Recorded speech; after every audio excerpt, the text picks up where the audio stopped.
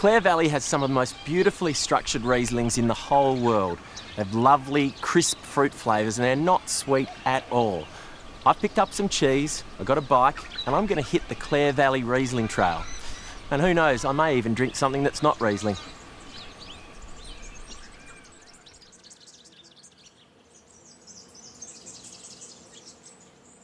The first stop on my wine and cheese adventure is Napsteen Wines.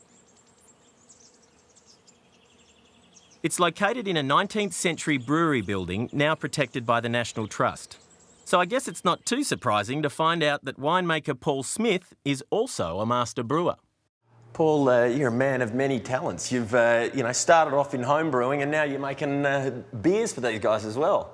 Yes, yeah, look, I have for many years brewed at home and very lucky that with our sort of business association to work with Chuck Hahn on creating our new enterprise lager. The first wine Paul has for me is the Napsteen Fortified Shiraz, a sweet Shiraz with spirit added during fermentation. Blue cheese really does have that, the actual mould, it really does have that. It's got quite a high acidity, but it's really rich and...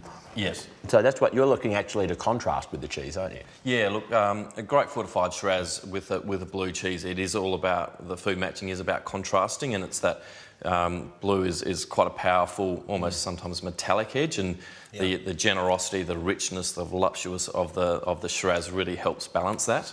I get the best of both worlds there. I still enjoy my cheese. There's plenty of fruit in that. Yeah, absolutely. Quite a good way to start the day, isn't it? Cheeky glass of fortified. But as I'm on the Riesling trail, I think I'd better try some of Paul's 2007 hand-picked Riesling. Now, I'm sure somewhere in my life I've had a Riesling with blue cheese. Is this the one I'm looking for? Well, certainly Riesling can go very well with blue cheese, Stuart, but often they are sort of more in the dessert botrytis style, which the fuller, rounder, sweeter styles. Yeah, and sort of much higher sort of sugar levels. But this one is definitely not one of those. It's a great, lovely, crisp drink. Yeah, absolutely. And great Clare Valley Riesling is bone dry, and it's all about really clean, pure flavours, citrus flavours from the vineyard, and that's what we see in these wines here.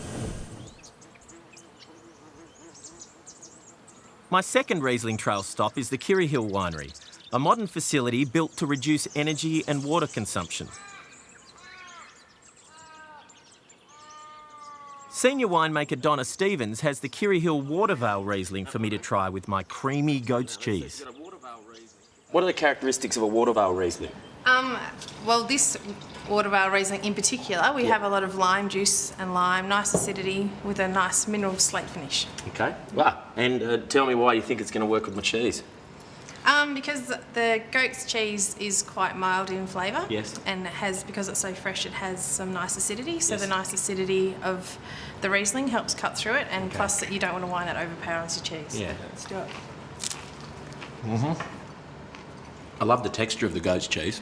It's lovely. And nice and creamy. Yeah, and I really think that's why the acidity in the wine is just perfect for it. So. It goes well.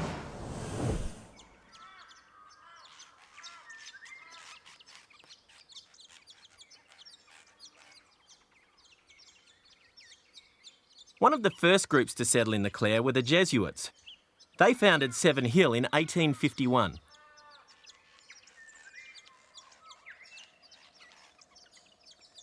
The winery is still run by the religious order, and as well as being a commercial winery, it's also the biggest supplier of sacramental wine in the country. Chances are if you've been to Mass lately, you've had some. Neville Rowe is the general manager, and I'm speaking to him in an underground cellar that the priests dug all those years ago. As soon as they got here, they started.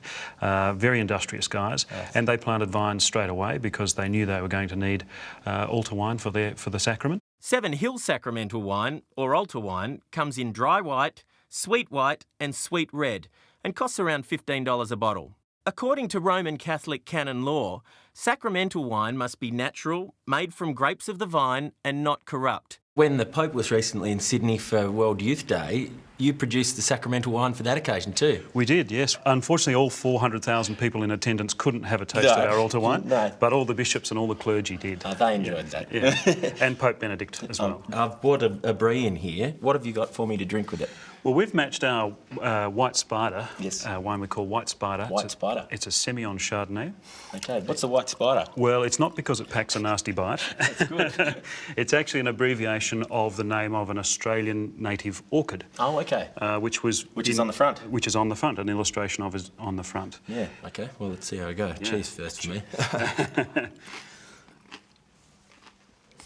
It's a great blend. The sort of crispness of the Semillon is nicely balanced by the weighty Yeah. Chardonnay character. Yeah. We barrel ferment a small amount of it. I mean, I think the structure of the Semillon is really important as far as this match is concerned, isn't it? Absolutely, yeah. You need that crispness and that acidity to cut through the creamy fattiness of the cheese, and so that you get that nice contrast of structural flavour of acid and fat.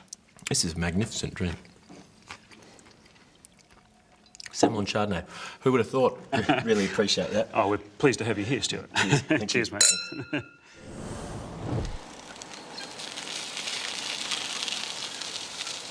So from the house of God to the house of Mitchell. Although his family was involved in the wine industry, Andrew Mitchell originally pursued a career in finance. That is, until the grapes drew him back to the Clare Valley. The cheese that I bought here today is a cheddar. What have we got to match with it? We've matched that with our GSM. Yes. Now, our take on GSM is quite different to what most people do. Generally, it's a Grenache Shiraz Mataro. Yeah. Well, we use Sangiovese because I love the flavour of Grenache and I want the flavour of the Grenache to come through.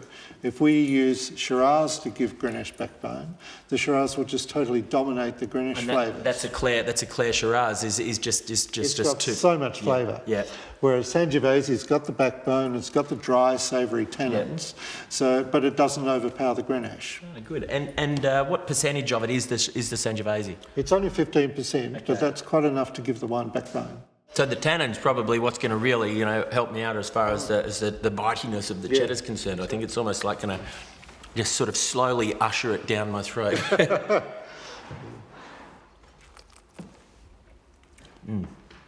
Delicious. And very soft and drinkable. And it's beautiful.